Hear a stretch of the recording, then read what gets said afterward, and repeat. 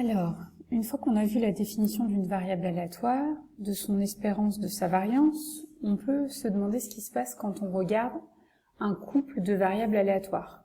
Par exemple, on fait une expérience aléatoire, mais il y a deux résultats qui nous intéressent en parallèle. Donc on a besoin de faire appel à deux variables aléatoires.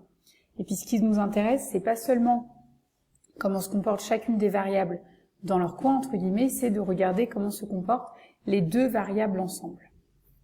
Donc, si vous avez x et y qui sont deux variables aléatoires, on appelle couple de variables aléatoires une variable aléatoire notée xy qui en fait a deux composantes. Donc vous imaginez, c'est presque un vecteur aléatoire, on pourrait le voir comme ça. Donc xy, comme c'est une variable aléatoire, elle est définie sur oméga, et elle est à valeur dans le produit cartésien des valeurs prises par la variable x fois les valeurs prises par la variable y. Autrement dit, à petit oméga, on associe le couple, la valeur que prend x, la valeur que prend y. Cette variable aléatoire, cette variable aléatoire, elle a elle aussi une loi, et quand c'est la loi d'un couple, on appelle ça la loi conjointe de x et de y, c'est-à-dire les valeurs que prend ce couple ensemble et la probabilité pour que ce couple prenne chacune des valeurs. Pour déterminer la loi d'une variable aléatoire qui a un couple comme ça, vous faites comme pour les variables classiques, soit vous êtes capable de dire pour n'importe quel couple xy, quelle est la probabilité que x soit égal à x et en même temps y soit égal à y, soit pour deux parties a et b de x de oméga et de y de oméga, vous êtes capable de dire combien vaut la probabilité que x appartienne à a, inter y appartient à b.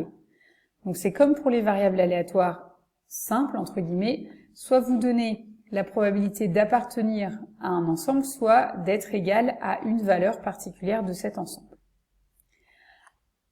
Ok, donc je vais vous montrer tout de suite sur un exemple. On prend l'exemple 9. On lance 2 dés, on note x le résultat du premier dé et y le résultat du deuxième dé. Première question, quelle est la loi conjointe du couple xy, c'est-à-dire quelles sont les valeurs prises par le couple xy? Donc, puisque x est le résultat du premier dé, y c'est le résultat du deuxième dé, le couple xy, il prend comme valeur 1, 6 au carré, puisque c'est 1, 6 pour le premier résultat de d fois 1, 6 pour le deuxième résultat de d.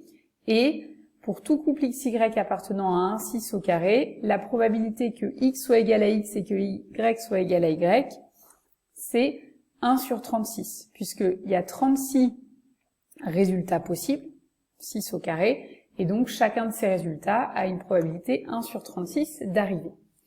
Donc ça, c'est la loi conjointe du couple xy, c'est-à-dire on étudie les deux en même temps. Deuxième question, quelle est la loi de la variable aléatoire qui vaut x plus y? C'est-à-dire on fait la somme des deux résultats.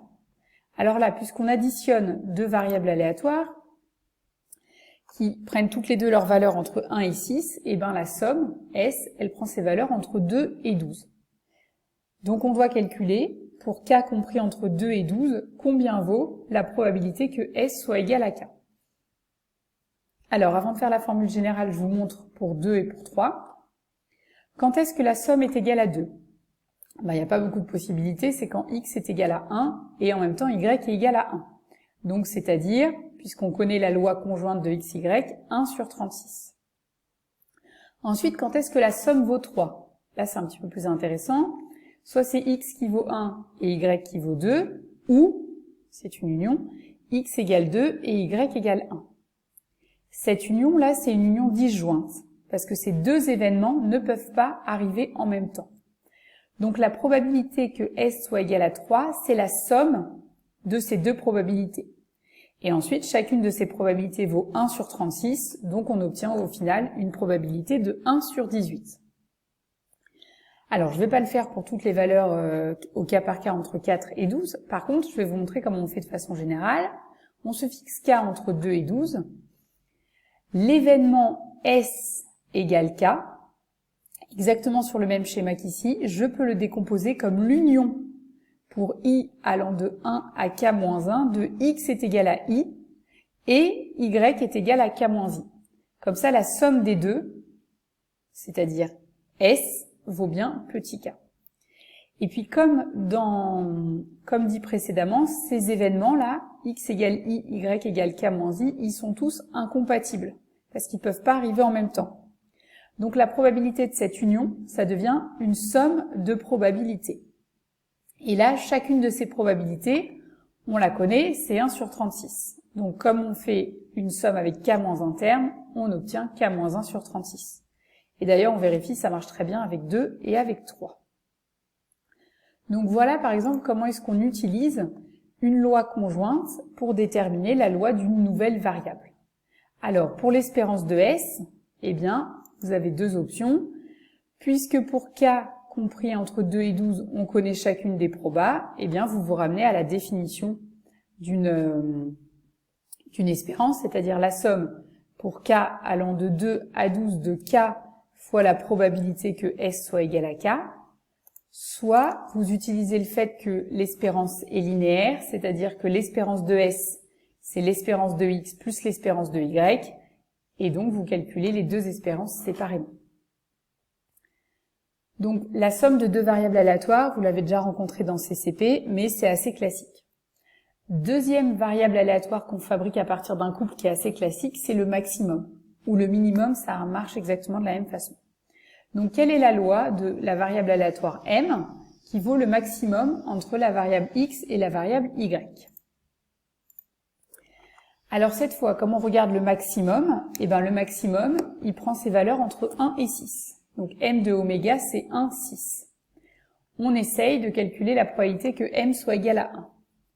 Pour que le maximum soit égal à 1, il n'y a pas beaucoup de possibilités, c'est que les deux variables ont donné 1. Donc la proba que m soit égal à 1, c'est la proba de x égale 1 inter y égale 1. Et cette proba, puisqu'on connaît la loi conjointe, ça vaut 1 sur 36. Ensuite, on essaye la probabilité que m égale 2. Donc cette fois, on réfléchit un peu. Pour que le maximum soit égal à 2, ben, soit c'est y qui est le maximum, donc y vaut 2 et x vaut 1. Soit c'est x qui est le maximum, donc c'est x qui vaut 2 et y qui vaut 1. Soit les deux variables sont égales à 2.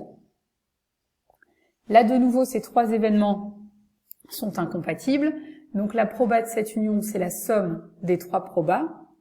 Chacune des probabilités vaut 1 sur 36. Donc, on obtient 3 sur 36, c'est-à-dire 1/12. Alors, pareil, on va essayer de généraliser. On prend K compris entre 2 et 6. Pour que le maximum soit égal à K, trois options. Soit c'est y qui est le maximum, donc y égale k et x est strictement plus petit que k, ou, donc je mets une union, c'est x qui est le maximum et y qui est strictement plus petit que k, ou alors les deux variables sont égales à k en même temps. Ces trois événements sont incompatibles, donc la probabilité de leur union est égale à la somme des probabilités. Alors, la probabilité ici que x soit égal à k et y soit égal à k, on le connaît, c'est 1 sur 36. Cette probabilité-là, elle est un tout petit peu plus compliquée à calculer parce qu'on ne connaît pas la valeur exacte de x. Par contre, on sait que x est strictement plus petit que k, donc cet événement-là, on peut l'écrire comme l'union de tous ces événements. C'est-à-dire x prend une valeur petite i qu'on ne connaît pas, mais qui est inférieure ou égale à k-1. Donc la proba que x soit strictement plus petite que k inter y égale k, c'est la somme pour i allant de 1 à k-1 des probas que x soit égal à i inter y égale k. On met la même somme pour la deuxième proba, sauf que cette fois c'est symétrique en y et en x, et puis la dernière proba, on la connaissait déjà.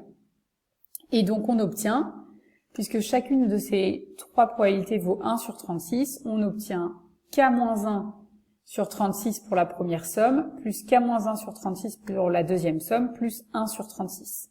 C'est-à-dire 2 fois k-1 plus 1 sur 36, autrement dit 2k moins 1 sur 36. Et donc vous avez la loi du maximum entre x et y. Il y a deux remarques importantes à faire. Je sais pas, vous avez vu dans l'exercice, pour déterminer la loi du couple XY, je n'ai pas fait, je regarde d'un côté la loi de X, de l'autre la loi de Y, et puis après je mettrai en commun. Il n'y a pas possibilité de faire ça. Vous êtes obligé de réfléchir vraiment avec les deux variables en même temps. Par contre, si vous connaissez la loi de XY, là vous êtes capable d'en déduire la loi de X et la loi de Y séparément. Je m'explique. Imaginons qu'on s'intéresse à cette probabilité, puisque pour calculer cette probabilité, je vous rappelle, ça nous donnera la loi de la variable X. Donc cet événement X égale petit x, eh bien, on pourrait l'écrire comme une union de X égale petit x inter Y égale Y1, union X égale petit x inter Y égale Y2. En gros, cet événement-là, on peut le découper comme une union selon la valeur que prend la variable Y, qui est inconnue. Et donc, on obtient cette somme-là. On obtient une somme sur toutes les valeurs possibles pour Y, puisqu'on ne connaît pas la valeur Y, de cette probabilité-là. Et donc, puisque ces probabilités, vous les connaissez parce que vous connaissez la loi conjointe de X et de Y, vous pouvez en déduire la loi de X. Ça, c'est vraiment quelque chose d'important. Donc, très souvent, la loi du couple XY, il faudra l'obtenir à la main, entre guillemets, en faisant là du dénombrement, comme j'ai fait dans l'exemple 9. Et par contre, une fois que vous allez connaître la loi conjointe, donc vous imaginez, on peut presque la mettre dans un tableau, hein, les valeurs de X en ligne, les valeurs de Y en colonne, puis pour chacun des croisements de valeurs, vous mettez la probabilité, eh bien vous pourrez en déduire, grâce à la formule des probabilités totales, la loi soit que de la variable X, soit que de la variable Y. Et je vous rappelle, c'est pas possible dans l'autre sens. Si vous connaissez la loi de X et la loi de Y, vous ne connaissez pas la loi conjointe du couple XY.